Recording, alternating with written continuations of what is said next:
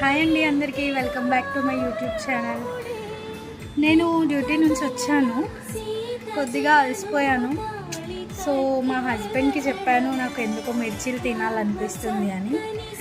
Time నేను మీకు చూపిస్తాను. బావా ఏం చేస్తున్నావు? నీకు వచ్చా?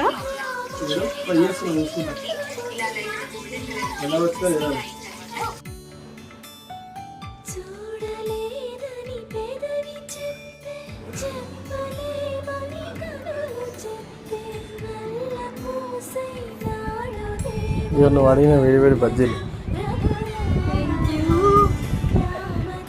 తిని ఎట్లున్నాయి చెప్పు టేస్ట్.